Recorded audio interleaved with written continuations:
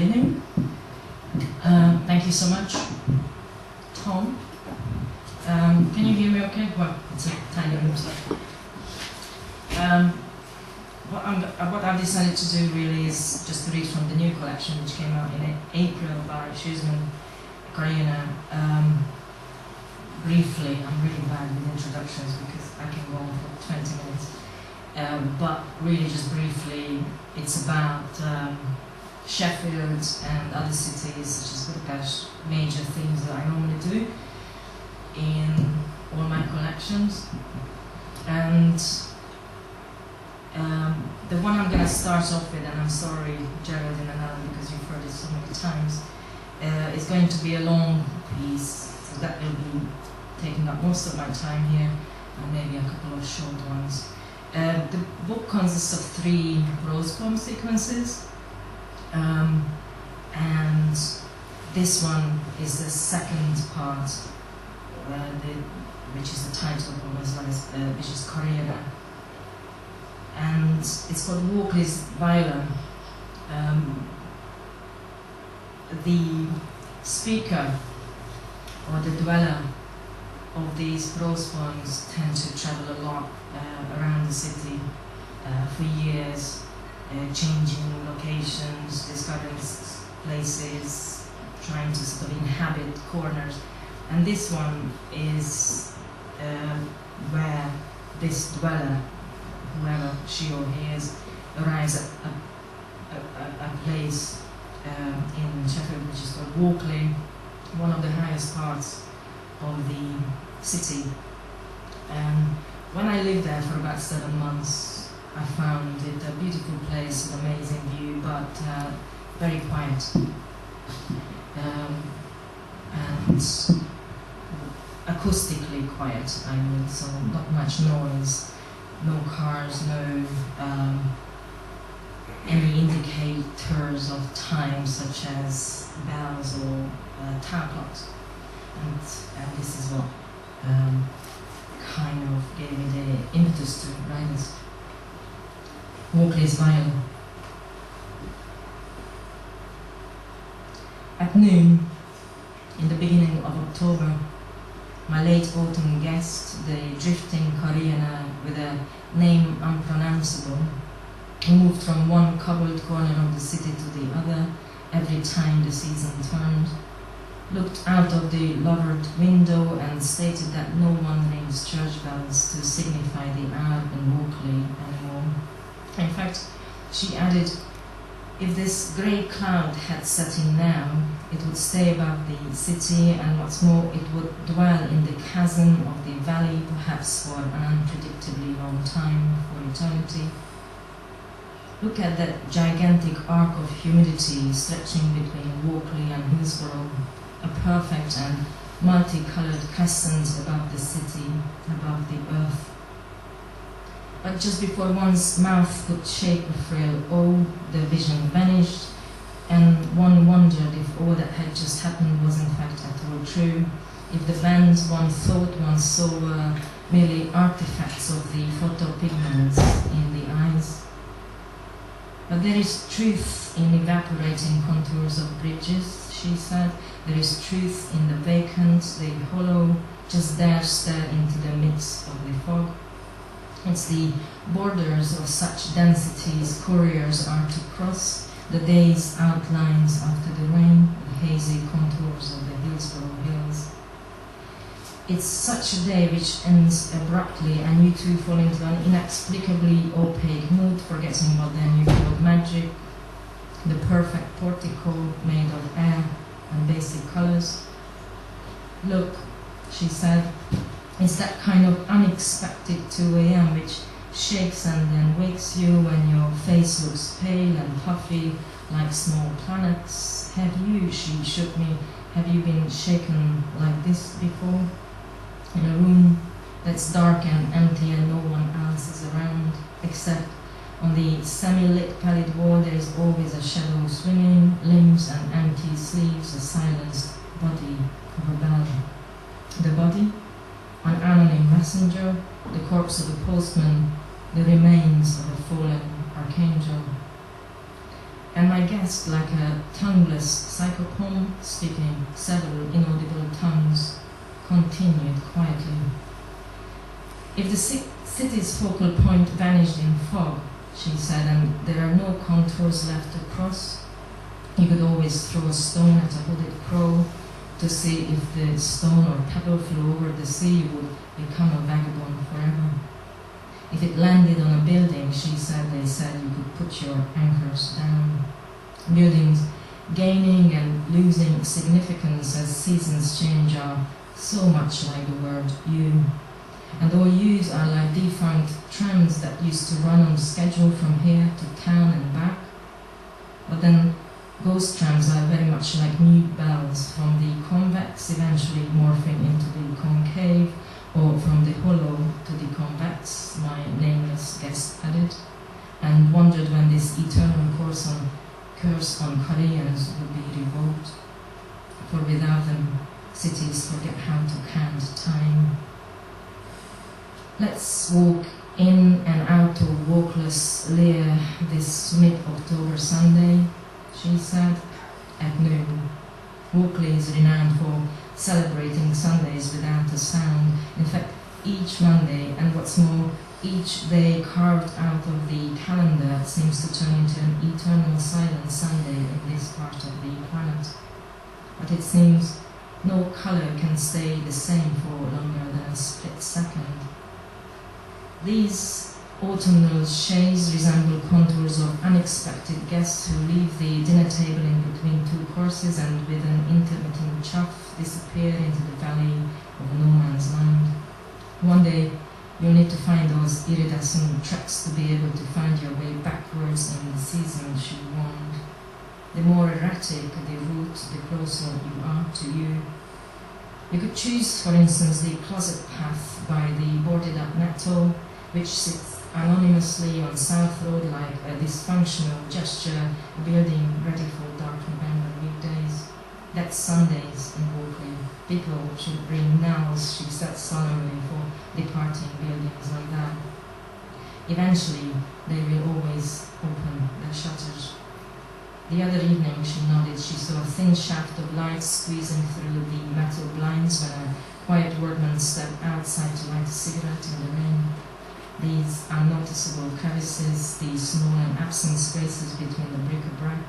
Your name isn't Echolalia, she insisted. You're not the bog woman of the margin.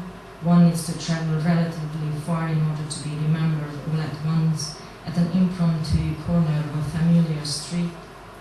One needs to be loyal to tap random shoulders gently and be just generally merry about meeting you again. But you don't meet anyone in Walkley. South Road is quiet with few empty shops. The shelves haven't much to offer other than packages of rice and a few odd homegrown courgettes. There is a butcher and a charity shop no one dares to enter. If I knew your address, she leaned closer, I would write down a list of second-hand items on a postcard and post this postcard on a Sunday. The catalogue of objects which smell like second-hand things.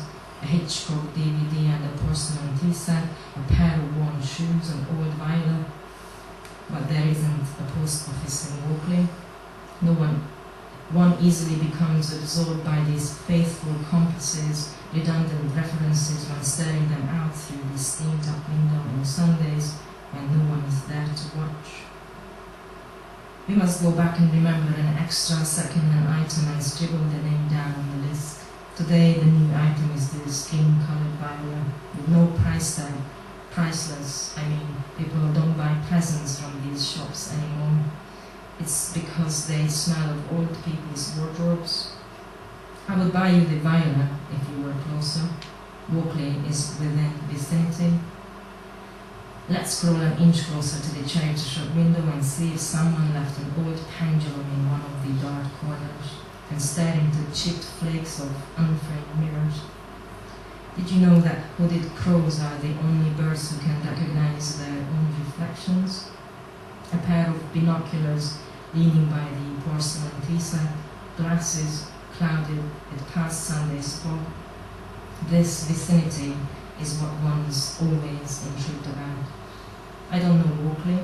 but I do know you, she said, and looked into the binoculars, pointing the two barrels at my face. I could pretend Walkley is you. I had glued a guardian angel to every wall of every single chamber within the vicinity of Walkley, within these Victorian walls. Someone said there is not one straight line in these buildings. If you were to place a marble on the floor, it would scroll down in one direction and end up in the opposite corner, like one's random thoughts, one's unsaid longings to hear you again, to follow the walls route into unknown corners where spiders dwell, and finally decide whether to allow these air-breathing arthropods to dwell near you or to hoover them up into a tongueless vacuum and send them off to the realm of echolalia. Walkley is a place of no importance, although it does have a name. One shouldn't be jealous of things which echo a name. Name is vicinity, she says, and boredom, which makes you wonder who it is who matters, the personal paradigms, the private patterns of one's autogeographical charts. I have not designed this topography yet, and she threw a blind map on the kitchen floor, a white sheet with the absence of cul-de-sacs and unnamed guests who come and dine and leave just about midnight without a word.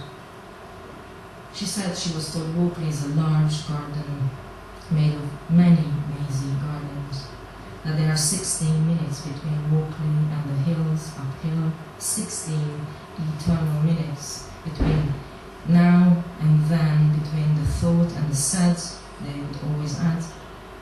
You could try throwing bones instead of stones into the vacuum of the valley. Imagine what these alternative city books would be about, mapped by a hooded botanist of pavements, about secret detours of the wolves of Walkley, patterns of the rain of Walkley, filtering through what calcium or bones, peripatetic wonders of midnight Walkley, nocturnal tunnels of the wind of Walkley. I think this is what they would write. It's Sunday Eve and the route from here to you is risk, a blindfold journey between two random thoughts, between the body and the ink. They would write it here. Let's pop down the street to look again at the charity shop items. One day, those items will be priceless and no one will want to stay at home. Let's see what those second-hand things look like in the dark, through the dusty glass when no one is around. That night I took the shadows of the hanging laundry of the wall. The hangman wearing a white terrycloth gown was gone from the room. On odd days I wondered if I had taken it to the charity shop.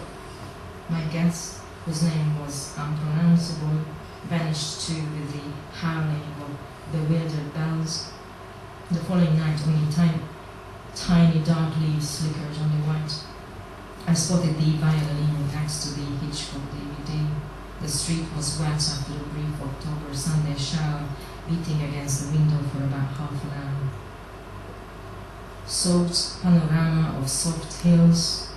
You could watch it for hours and simply just say and remember nothing the next day, and think of other places you could fluently write about. This, a ghostscape of the mind. The Indian shopkeeper told me the other day they buried Walkley on the tarmac. Tonight Walkley is cut into two halves by the Walkley. You could maybe write about another Walkley, the alternative use of Walkley, other hours of Walkley. Let's meet on the corner of Walkley and say, this is where we met, exactly at noon, tapping shoulders. You must have heard of Riverlane before. The rainbow arching above houses across the valley, holding Walkley and Hillsborough tied up in air, holding together the two paws of the earth under one name, under one enormous silenced sound. Late October window Walkley, secret detours of the walls of Walkley, wet weather of Walkley, sobbing Sundays Walkley, fearful secrets of charity shop Walkley, quiet butchers of Walkley, spotted dogs tied to lampposts in front of greengrocers Walkley. If Walkley were you, I could make more sense. Let's look into the bottom of the sink. If you look close enough, there is a small insect staring back at you with telescopic bright eyes, rudimentary wings soaked in salt. Where have you left this conversation? In air. I have lived here all my life, someone said at the bus stop the other day. Wait then. The catalogue of second-hand items, the deep-voiced boiler, the stone staying up in the air stuck above the foggy valley like an iron bear clapper, muted, frozen, in the middle of swaying.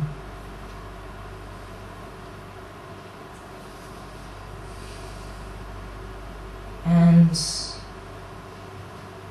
that was actually much faster than I normally would do. But, that means I can sip of water.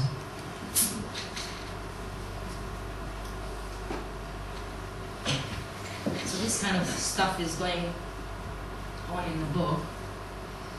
Long prose pieces, generally. But what I'm going to do for my last sort of 10 minutes or so I have, is to read from the third sequence of poems, which are short, strange pieces, really. Strange for me anyway.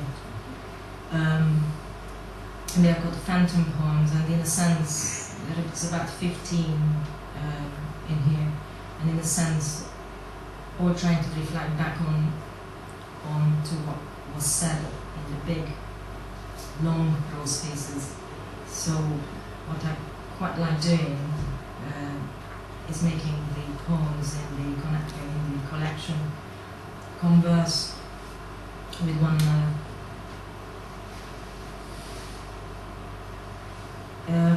The poem that I'm going to read, this quite short one, relatively short one, is called The Chronicle of a Leap Day, and this is the opening of the Phantom Poems. And all you need to do really is Leap Day is a birthday which happens only once in 4 years. The Chronicle of a Leap Day. Don't be anxious. Read time from the phantom calendar. Account for fugitive hours. A parabola drawn between that which might be and that which could have become. Understand the ellipses between equinoxes, cities, alternate breaths which know nothing about each other. The history of air inhaled unmatches the oxygen ejected, and we all know that. It's impossible to superimpose the two. They say those who live by itinerant dates can't inhabit a square millimeter in either a necropolis or an acropolis, only you read them. The mind of an hourglass, things supplement moments so that the cycle works, the solar system functions, astronomical events seldom repeat themselves. Stillness is drifting, cities crawl out onto memoirs' margins, trespass their own limitations to be somewhere else. There is static in the riding of a magic carpet, holding onto the mane of a word, a name, the arc which holds the hemisphere together. One's life balances on the absolute map, once you thought, a long time ago. But the lifetime of the world also depends on air between unsynchronized lunisolar heartbeats or a tiny whirlwind of geomagnetic draft caused by a turning page. Something quick, comma-sized, occurs along the diameter of a frog's Goliath leap. Look, there's nothing else to do.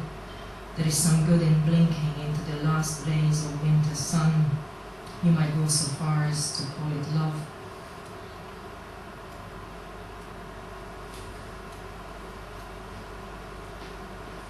The next one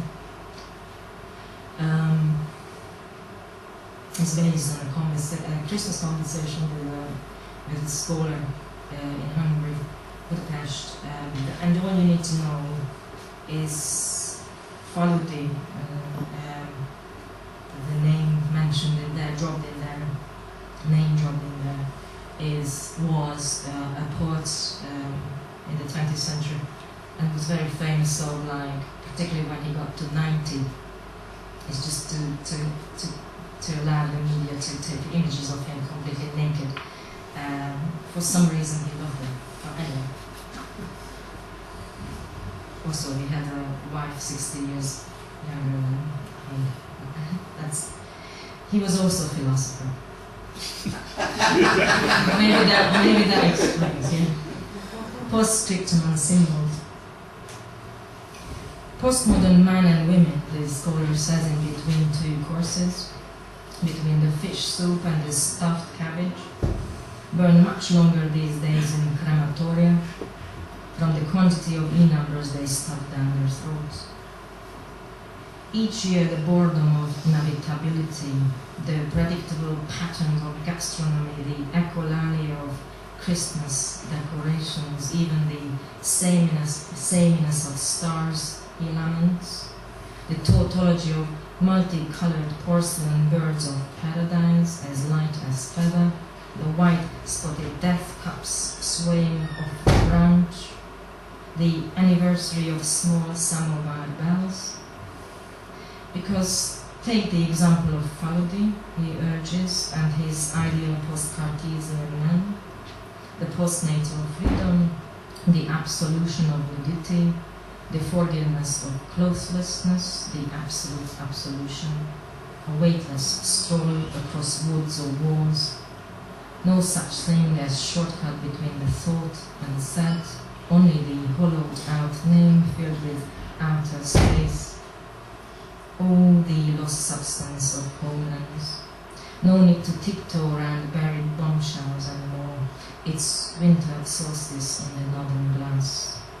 No such thing as border between the body and the ink.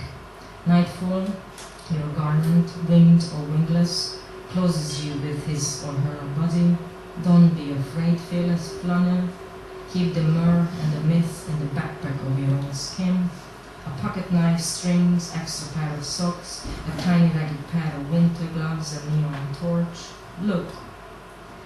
The diagnosis of this postmodern creature, he continues after swallowing a small poppy seed bagley all in one, is named Tako Tsubo, a coronary syndrome when the organ's most important engine stops working and the heart all at once breaks. When this happens, the left ventricle bulges out and resembles the shape of an octopus trapping Japanese fishing pot. Study the emotions, diseases which know nothing about the opiates of the heart. A final sip from the black espresso and the conversation ends with the blind dog's tale.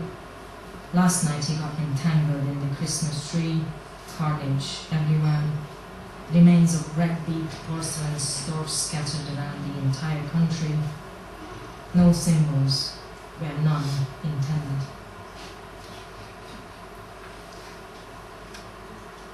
And to finish off, I think, I'm just going to read the poem in this final sequence, which was actually written originally for Geraldine's birthday. So I'm going to go for that. And not that birthday. I don't. Yeah, the really bad birthday that I really misbehaved at her party, and that was very embarrassing. And she didn't talk to me after that for about half a year. We're good friends now. Anyway, sorry.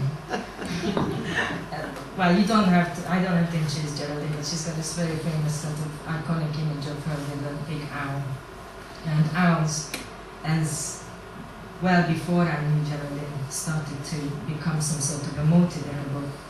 It was also a really nice opportunity to find a new home for the monk owl.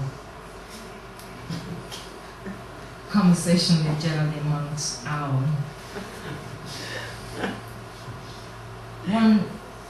I actually wish I had her accent, but I can't do it.